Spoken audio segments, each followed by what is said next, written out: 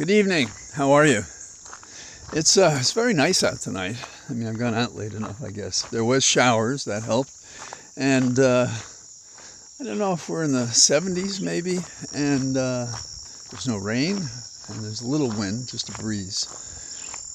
And the birds are out, and little animals, and baby deer I've seen trying to find food in a county that, except for where I am right now, is sick with development, in my opinion.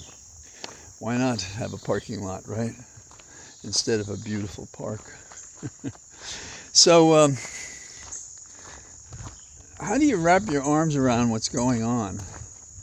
We have a steady diet of abusive behavior, of course, Trump, slanderer in chief. We have people revealed for actually writing a document on how they were going to cheat Trump into the presidency for another term that he lost. And you can't make up these names. The guy who wrote the memo was Cheese Bro. And by all objective standards, he's a talented guy who can write a good sentence, but he has no soul. Isn't that really what it's about? Who has a soul and who doesn't? People are talking about lawyers, all these lawyers, they're bad. Well, ones who don't have a soul, ones who are desperate, ones who would be better suited perhaps to business because they only care about money, those who can't on merit satisfy themselves with a participation in public that may not have as much power as they think they're deserved to have, and those lapdogs of lying who have assigned themselves in a pack to Trump. And that's our environment. So this is it's like Watergate. Can't believe I'm going through it again, because I was just getting out of law school when things were going crazy, and we celebrated TV shows covering the Irvin hearings, getting at the bottom of Watergate. And in Watergate, there were good lawyers and bad lawyers. The ones who had a soul ended up prosecuting those who didn't. That's the way I saw it. And we have another opportunity to fight and to reassess, what do we do wrong with Nixon? And I think the answer is we should have prosecuted him. You have to have the accounting. You have to have the lesson. You can't be allowed to get away when you've done so much that's terrible. There's a movie I saw some time ago called Arbitrage. Very interesting movie. I'll try not to kill it because it's very well done. Great actors. But a man who's, to say it without giving it away, whose huge business is in danger, his marriage is in danger, maybe his health is in danger, and there's sex, drugs, and rock and roll in the movie. But at the end, well, I'll tell you, the bad guy wins. He skates through it. And maybe that's what people want. They want the anti-hero that beats the system. But not when it's beating you up, really. Not when it's actually hurting you. Not when there's no Robin Hood aspect of this, steal from the rich, the poor, making a difference for society. None of those things. We don't do those things in movies. And maybe that's reflective of what we're doing in real life. We are hurting ourselves continuously. Too many children at a time when that's the last thing we need. Truthfully, the planet can't take care of us. We're killing ourselves by birthing more people. And yes, you have one child, you have two child, but I'm sorry out there, if you're having 11 children now as opposed to 50 years ago, you really should examine your social responsibility.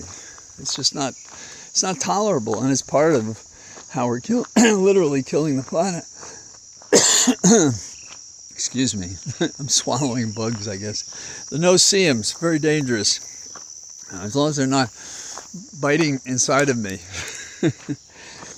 So, what is the answer? The answer, and I'm sorry if I repeat myself, but the answer is to push back. You've heard me say before, you can't win the argument you don't make. And the argument to be made is not that I don't want you to use this information that we're giving you as part of your discovery in your case and let the public know what it is and then compromise the witnesses and so forth. No, it's too complicated.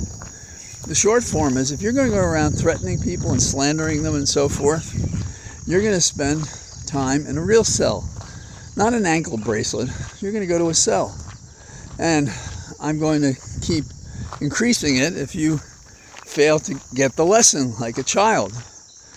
And I don't have any trouble calling you a former president, but I am going to treat you like an adult. And you're acting like a child, and that means you should be in custody. That means you should pay a price for it. And that's the key here. We say we're being rough and tough and treating him the same way because we say Mr. But we don't take his mugshot.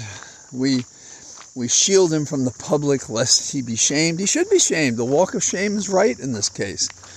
And if it happens for everybody else, why shouldn't it happen to him? It's ironic that Rudy turned white-collar crime into these parades. You know, he came back and he went after all these dealers. When I say dealers, I'm talking about, stock trade, not drugs, not contraband. Yes, and those are serious offenses. But if you tell these people to come to your office the next day, they're there. So it's not like arresting somebody on Pleasant Avenue in Upper Manhattan who has been dealing in a drug conspiracy. So Rudy made it possible. Perp walks, cuffs. Trump should be no different. Trump should be no different. And the fact that we give ground and let this happen is the problem about white-collar cases. That is to say, as prosecutors and judges, there's a little soft spot in us for people that we are more recognizable if we lived in lives like they did. Now, I was a kid from the South Bronx. We didn't have anything, and we had a decent living. My dad was hardworking. My mom was too. So the roulette of what family you end up in has a lot to do with what kind of person you are, what kind of lawyer you are, or engineer, or teacher, or any of the things, a caretaker in a family. The things you do reflect who you are, your character. And so we're dealing with a lot of people without character, from Trump all the way down to people with crazy names like Cheese Bro. He probably says it different, Cheze Bro. I've never heard his name said. But he's now revealed as the one who drafted the crazy scenario by which Trump was going to become president again, though he lost the election. So, what do we have to do? We have to start being smart. We have to do the things we do with the child, with this man-child, and with his people around him. Yeah, we were tough on the people in the street. What about this guy Trump? He's saying the most outrageous, unfair, terrible things. And they stick. They're encouraging people to be violent. And that's just not acceptable. It's South America, but 2 weeks before an election, a candidate for president is killed. His poor wife is complaining, why didn't they take him in the back way? Why didn't he have the security? Why didn't he have this, that, and the other thing? Okay, move the venue. We're in Washington, D.C. A portion of the budget for the special counsel is being spent protecting him, protecting an aide. The courthouse is protecting the judge. That's the wrong picture. Why are we doing this defensively? alone. Why aren't we calling the guy on the carpet who's responsible? Oh, we're going to wait and see what a jury does. No. This is a different offense. This is a guy who's trying to run down the people who are prosecuting him, or maybe witnesses, or maybe in the jury box. And he's trying to tell the world that this is all political. And we got a lot of numbnuts out there who are buying it. So I spent more time on this than I wanted to, but it's pretty frustrating that a nation that claims to be free, smart, and innovative, and to understand the delicate balance of justice is failing terribly with regard to this Trump thing. So, what else are we missing? Well, we're missing the fact that we're allowing Trump to slip the punch, to regularize the fact that he can slander you, he can lie. Some are even saying free speech means you can lie. No. You're a leader, you have to be honest. If you're not honest, you should be cashiered. If you add action to your dishonesty and your lying, and you're inciting people to riot and to distrust our government, no. You got to call a person out on that. You can't wait. Say, oh, it'll all work out in the end. No, it won't. It won't all work out in the end. And like Nixon, we failed to prosecute him. We paid for it. And right now, yes, we have the indictments. But are we going to have the punch? Is he going to slip the punch? Are we going to allow him to slip the punch? With these techniques that we don't seem suited to handle. You know, you fight a guy and he comes charging at you, you help move him to the side. You put out a foot and you let him trip over it. But the trip is not a physical act. It is an argument. It is a fact that contradicts a lie. It is a rationale that contradicts the autocracy that Trump would have. We talk about equal justice for all. He talks about whatever he wants, which is he wants it all for him. We can't have this going on. We just can't do it. And we're dealing with this when America should be dealing with, say, the abuse of Native Americans. Should be saying to itself, not how do we help those people who are escaping, which of course we have to do because of the fire, the terrible, life-shattering fire that's gripped a paradise like Maui, because we've allowed the planet to be dry. We've allowed the planting of things that shouldn't be there. And so now we have a fire that may destroy the island, force people off it. There are deaths already. And we do the same thing we do with other emergencies. We wring our hands. But what about what we should have been doing? That is dealing with global warming. Can we possibly catch up? Like the scientist Hansen, who's expressed a concern, have we passed the tipping point beyond which it's too late? Now, some credible scientists say, no, we haven't.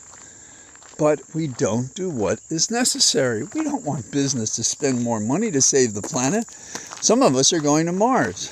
Not I, because by the time we've reached that disaster, if it happens, and destroyed this planet, who thinks we could possibly have the technology or really be willing to do what's necessary to live on a difficult planet like any other planet? There may be a reason we're the only life in this galaxy that we can identify. We have fires in Maui. We have a whole state that is canceling the advanced placement psychology course because they don't want our kids to know about sex. We don't want our kids to know that there are other ways that one can choose a gender, or actually there are other genders that one may be suited with, and it may be revealed to them, and they don't have any choice really in choosing it. And we are bullying and punishing those people because wrong-thinking, irreligious, and political leaders just don't get it, don't want to get it, and would rather use it like they did racism or anti-Semitism or anti-natives or any of the things that they do, preoccupied with how do we get the power, even though we're a minority, because our positions are inimical to a community of humanistic people who really should and could love each other if somebody wasn't hitting them over the head with a 2x4 because they were black, or because they wanted an abortion, or because they were gay, or because they were ill or old. You can just go through it. How much of life is wasted on that portion, that fraction of our society that is full of hateful and evil people? And how do we deal with that? Well, first of all, we have to beat them at the elections. We have to uncover their fraud. We have to push back. We have to punish those who are criminal as opposed to those who just say stupid things. We have to make sure that those who threaten others don't have a leg to stand on. We have to kick it out from underneath them. When we have court proceedings in which they're responsible, let's treat them the way they should be treated if they violate the basic rules of any society. There's no society in which killing someone else is an acceptable response to a difference of opinion. And I'm talking about just a difference of opinion. You want to run around and say you don't like gays, fine. But the day you strike one, or don't let them get hired, or fire them, or refuse to let them get married, or to have a wedding cake, that's it. Your fist can go so far, and then it stops. And regular order should apply. So, I don't know. People are asking how to handle these things, and they're sick of it, and they should be. And it's incessant, and it goes on, and nobody does the equivalent, metaphorically, of stopping this criminal from Queens. That's the county, by the way. Really, maybe it sounds like something else. This guy who's a failed casino owner, except perhaps to the wise guys. This guy who would turn America upside down for his own purposes and benefits. We have to clean up house and home, and we're not doing it. So the idea that people are lost and can't do anything about it, you do what they've done in the network, right? I'm mad as hell and I'm not going to take it anymore. And the way I'm not going to take it, I'm not just going to throw open the window. I'm going to talk about how this is not working, how it has to work, how we have to treat women well, how we have to treat our public officials well, how we have ways to deal with dissent, and those are the only ways that we should be dealing with it. And Trump should have his comeuppance, because if he doesn't, he'll own all the judges. And I mean that in the sense of coward. They will be coward, C-O-W-E-R-E-D, and they will do what he wants them to do, as they are right now. They're doing a rope-a-dope. That's not going to work. You got to be in the ring. You got to wait until he drops that right and hit him with your left. And I'm talking metaphorically. So that's all I got to say today. I'll try to be out tomorrow. I do have a deposition tomorrow. It should be shorter. And I had a bunch of things backed up yesterday. So I'm one of these lawyers who's out there doing what I think I was meant to do from an early age. And so I studied physics and engineering, but I don't think I would have been able to make the contributions that I think I've been able to do, that I've tried to make. And certainly I've enjoyed doing this. So that's my story, and I'm sticking to it. So I hope to see you tomorrow, and from our cathedral in the trees, we say good evening. Bye-bye.